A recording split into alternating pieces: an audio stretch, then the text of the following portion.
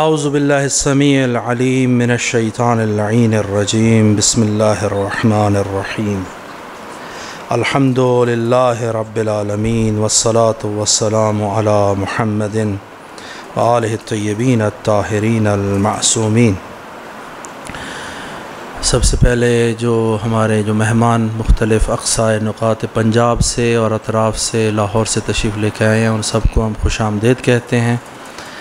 خداوند متعال آپ کی سعی کو مشکور قرار دے اور آپ کے اعمال کو قبول اور مقبول فرمائے۔ تو آج کی حدیث بھی بیان کروں گا اور چند ایک اور مطالب کی اس کے ضمن میں، تو ایک صلوات پڑھیں بر محمد و آل محمد۔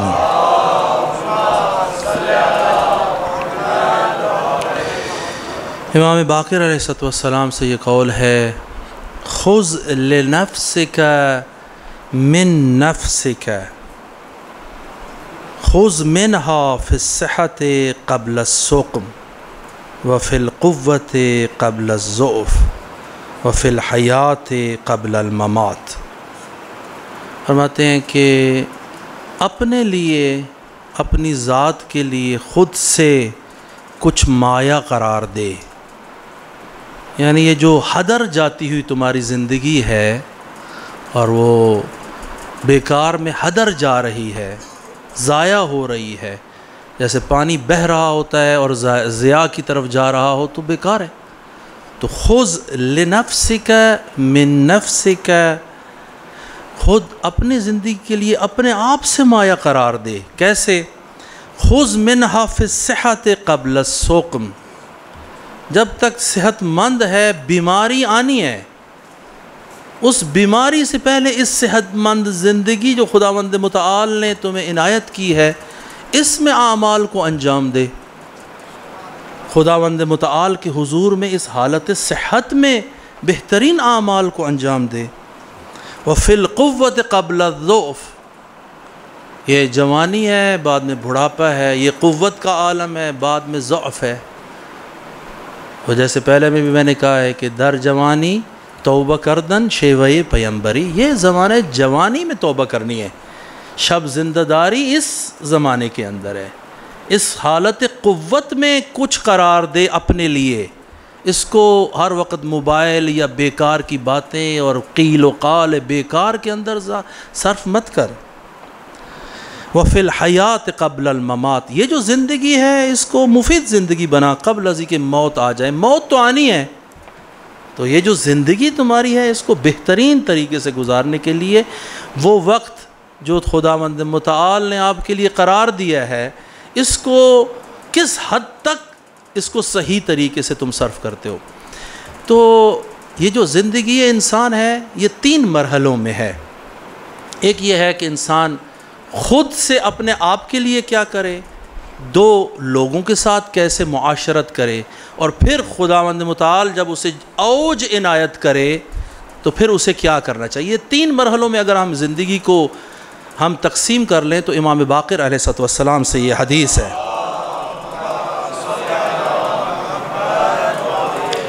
اجعل قلبک قریبا برا او ولدا، اجعل قلبک قرینا برا او ولدا واصلا۔ اپنا جو دل ہے، دل سے مراد جو روایات اہل بیت اور قرآن میں دل سے مراد عقل ہے، یہ جو عقل ہے اس کو دائر مدار بنا، اپنا اس کو اپنا بہترین دوست بنا۔ جو بھی معاملات آتے ہیں اس کے سامنے پیش کر، اس کے ساتھ بیٹھ کے گفتگو کر، بے پرواہ ہو کر کسی معاملے کے اندر مت چلا جا۔ اجعل قلبک قرینا برا او ولدا واصلا، اور پھر کیا قرار دے، وَاجْعَلْ عَمَلَكَ وَالِدًا تَتَّبِعُهُ۔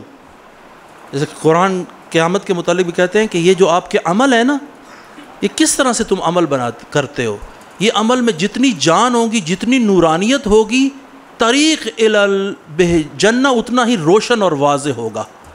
اسی واسطے کہہ رہے ہیں وَاجْعَلْ عَمَلَكَ، یہ جو تیرا عمل ہے، جو نماز پڑھتا ہے، یہ جو تو روزہ رکھتا ہے، اس کو اس رہنما اور اس والد کی طرح قرار دے کہ جس کے پیچھے پیچھے تو نے چلنا ہے۔ اسی وجہ سے یہ جو آپ کا عمل ہے، آپ نماز ظہر کا وقت ہوتا ہے کس حد تک نماز ظہر کے پیچھے جاتے ہیں یا اس کو لٹکا کے رکھتے ہیں آخری ٹائم کے لیے؟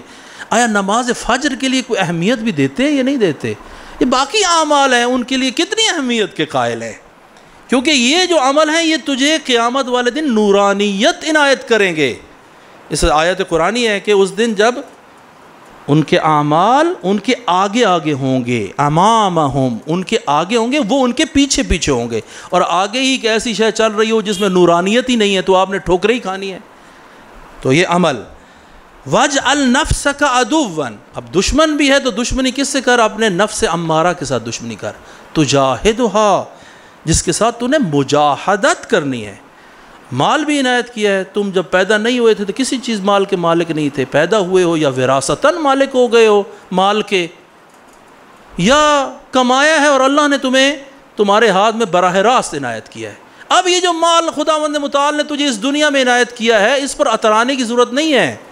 وَاجْعَلْ مَالَكَ عَارِيَةً تَرُدُّهَا، یہ جو تیرا مال خدا نے تمہارے ہاتھ میں دیا ہے اس کو ایک عاریہ قرار دے، ادھار والی چیز قرار دے، کہ جو ادھار جو ہے تم نے واپس پلٹا کے اس دنیا سے اسی 2 جو ہے نا فٹ چوڑی اور 5-7 فٹ لمبی قبر ہی عنایت ہونی ہے جس میں جا کر تم نے، یہ ہے اپنے نفس کے ساتھ، یہ راہ تم نے اپنے آپ کے ساتھ اور ذاتی طور پر عنوان دینا ہے۔ اور پھر لوگوں کے ساتھ کیسے چلنا ہے؟ خالط الناس مخالطۃ ان متم بقوا علیکم، لوگوں کے ساتھ ایسے زندگی گزار کہ جب تم مر جاؤ، امیر المومنین فرماتے ہیں لوگ تم پر روئیں۔ وَإِنْ عِشْتُمْ حَنُّوا إِلَيْكُمْ وَإِنْ غِبْتُمْ حَنُّوا إِلَيْكُمْ، اور جب تم وہاں پر موجود نہ ہو، کہیں چلے گئے ہو تو وہ یاد کر رہے ہوں کہ یار یہ بندہ آیا نہیں، کدھر چلا گیا، اس کی کمی بڑی محسوس ہو رہی ہے۔ یہ نہ ہو کہ لوگوں کے ساتھ اتنا برا سلوک کرو، اٹھنے بیٹھنے کا انداز تمہارا اتنا بد ہو کہ جب کوئی تم میں سے نہ آئے کہے شکر ہے آج دا دن وہ آیا نہیں ہے، جان چھوٹ گئی اس کو، اس طرح سے لوگوں کے ساتھ نہ ہو۔ ایک اور بھی ہے کہ امام فرماتے ہیں، امام امیر المومنین علی ابن ابی طالب علیہ السلام، صلوات پڑھے بلا،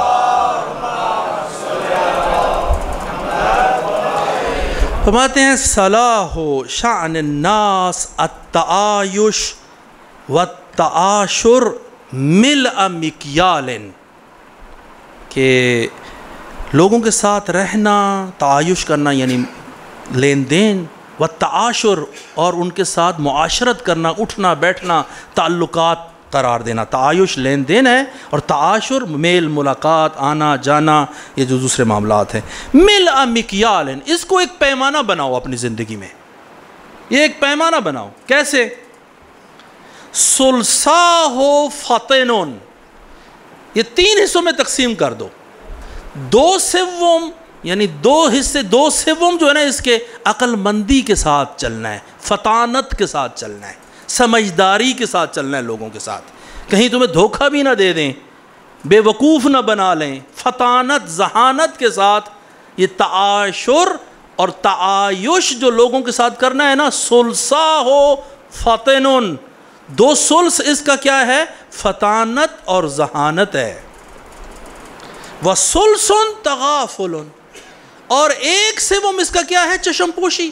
لوگوں سے 100% تم معاملات کو سیدھا نہیں کر سکتے، کچھ ایسا ٹائم آتا ہے جہاں پر تجھے تھوڑا سا جھکنا پڑتا ہے، تجھے چشم پوشی رکھنی ہی پڑتی ہے۔ یہ کہو کہ 100% معاملات حل ہو جائیں، تغافل اور چشم پوشی کے بغیر مسئلہ حل نہیں ہوتا، اتنی بھی اکڑ نہیں انسان میں ہونی چاہیے۔ اور ایک اور میں امیر المومنین فرماتے ہیں لِيَجْتَمِعَ فِي قَلْبِكَ الْإِفْتِقَارُ إِلَى النَّاسِ، تیرے میں 2 چیز ہونی چاہیے، ایک لوگوں کی طرف احتیاج بھی ہے، وَالْإِسْتِغْنَاءُ عَنْهُمْ، عین اس حال میں کہ تم لوگوں کے محتاج ہو، اسی حال میں لوگوں سے مستغنی بھی ہونا چاہیے تجھے۔ کس حال میں کس چیز میں احتیاج ہے؟ دیکھیں 2 چیزیں ایک ہی وقت میں ہیں، یہ ہے کلام الامام، امام الکلام ہے، عین اس حال میں کہ تم لوگوں کے محتاج ہو، اسی حال میں تم مستغنی بھی ہو جاؤ۔ کس میں؟ ان افتقارک الیہم، یہ جو تم ان کے محتاج ہونا چاہیے نا، وہ فی لین کلامک، وہ اس طرح ہو کہ جب ان سے بولو تو میٹھا بولو، وحسن بشرک، جب تیرا چہرہ ان کے ساتھ آئے تو خوبصورتی یہ چہرے کے ساتھ مسکرا کے ملو. دوسرے لفظوں میں ہر وقت اخم اور برے چہرے کے ساتھ، مخصوصاً جو سیاسی حضرات ہیں وہ تو ان کے لیے تو یہ بالکل بھی فائدہ مند ہے ہی نہیں. وَيَكُونُ اسْتِغْنَاؤُكَ، اور لوگوں سے جو مستغنی ہونا ہے نا تم نے، وہ کس میں ہے؟ فی نزاحت عرضک، کہ جہاں پر تم نے ناموس کی حفاظت کرنے کا معاملہ ہے تو پھر لوگوں سے مستغنی ہو کر خود تم نے اپنی ناموس کی حفاظت کرنی ہے. وَبَقَاءِ عِزِّك، اپنی عزت کی بقا کے لیے مستغنی ہو کے چلنا ہے. اور پھر فرماتے ہیں جب یہ چیزیں آ جاتی ہیں، بندہ شخصی طور پر بھی ان جو ہے یہ جو کلام کے مطالب ان پر عمل کرتا ہے، اور جب معاشرتی طور پر اس پر بھی جب عمل کرتا ہے تو خداوند متعال عزت دیتا ہے. اس میں کوئی شک نہیں ہے کہ خداوند متعال جب آپ ان کلام کے ان حصوں پر عمل کریں گے خداوند متعال عزت دے گا، اور 100% ہے، کیونکہ یہ وہ مطالب ہیں جو اہل بیت کے کلام میں سے ہیں.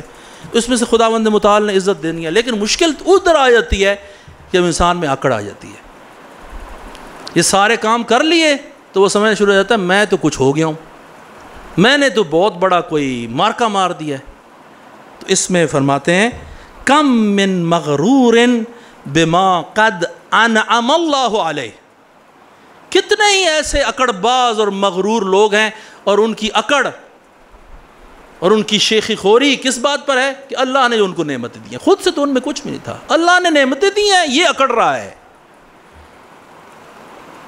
وَكَمْ مِن مُسْتَدْرِجٍ بِسَطْرِ اللَّهِ عَلَيْهِ، اور کتنے ہی ایسے افراد ہیں کہ انہوں نے بڑے برے کام کیے ہوئے ہیں اور پھر بھی اکڑ رہے ہیں کیونکہ اللہ تعالیٰ نے ان کے گناہوں کے اوپر پردہ دیا ہوا ہے.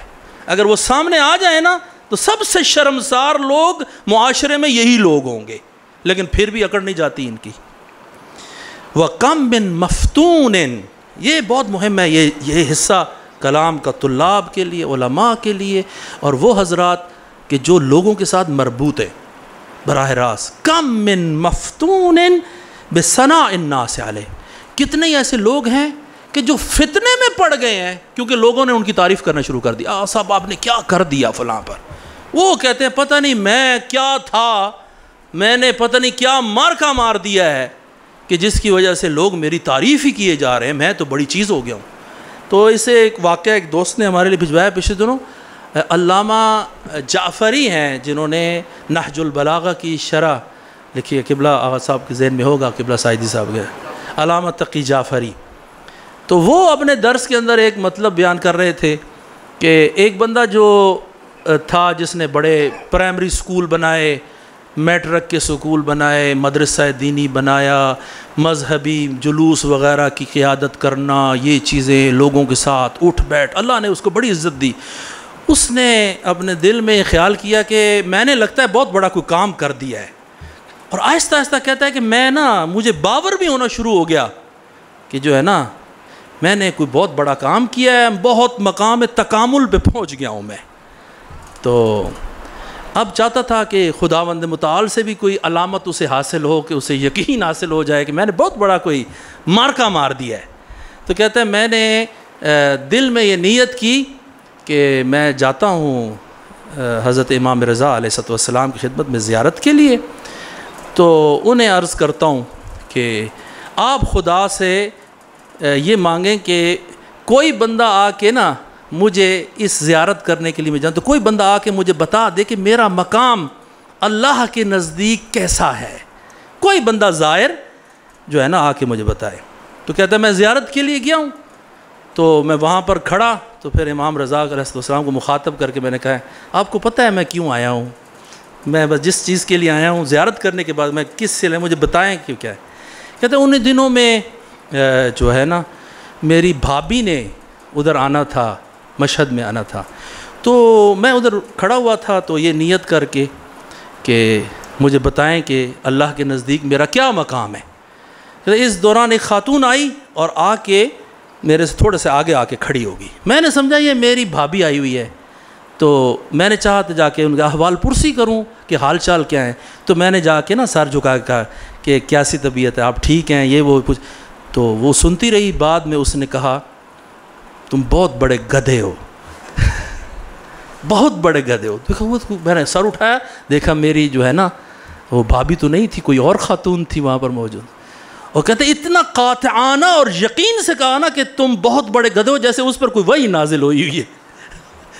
آتے کہتے میں نے تو اس نیت سے جو ہے نا وہ کہا ہوا تھا کہ مجھے امام رضا علیہ السلام میرا مقام بتائیں، جب اس نے کہا کہ تم بہت بڑے گدھے ہو تو مجھے اور ہنسی آنا شروع ہو گئی۔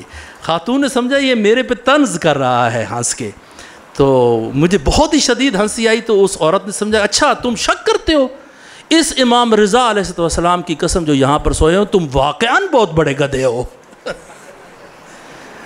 تو آپ نے آپ کے اوپر اترانا اور شیخی کرنا، خداوند متعال فرماتے ہیں کہ لا تعسوا علی ما فاتکم ولا تفرحوا علی ما آتاکم واللہ لا يحب کل مختال فخور۔ درست ہے کہ آپ اچھا کام کر رہیں گے، آپ کچھ سیاسی عنوانات کے اندر ہیں، کچھ طلاب ہیں، کچھ علماء، آپ کا کام ہی لوگوں کے ساتھ معاشرت کرنا اور لوگوں کے ساتھ معاملہ، لیکن کبھی بھی اپنے آپ کو بڑا نہ سمجھے، ہمیشہ اپنے آپ کے اندر انکساری زمین پر بیٹھنا، لوگوں کے ساتھ زمین پر بیٹھ کے گفتگو کرنا۔ آپ کے لیے فرق نہیں ہونا چاہیے، میں اکثر کہتا ہوں فرق نہیں ہونا چاہیے کہ آپ کو بہت بڑے 5 اسٹار ہوٹل میں بلا لیتے ہیں اور آپ سے گفتگو کرواتے ہیں، آپ کی وہی گفتگو اور وہی معیار ہونا چاہیے۔ یا کسی غریب دیہات میں آ کر آپ سے کوئی بات پوچھتے ہیں تو آپ کو نہ اس کو اور نہ ہی اس کو، کسی کو بھی حقارت کے ساتھ نہیں دیکھنا اور اپنے آپ کو بڑا نہیں جاننا۔ یہ جو عزت ہے یہ اہل بیت علیہ السلام کی وجہ سے آپ کو حاصل ہوئی ہے، اس عزت کی قدر کریں اور اس کے لیے آپ نہ ذخیرہ آخرت قرار دیں۔ پیامبر مانی کوثر حیدر، قبلہ عالم کعبہ و زمزم، محرم و محرم حیدر، نعم الامیری خم غدیری شیر دلیری حیدر، اسم تو تکبیر قوت شمشیر آیه تطهیر حیدر، یا مولا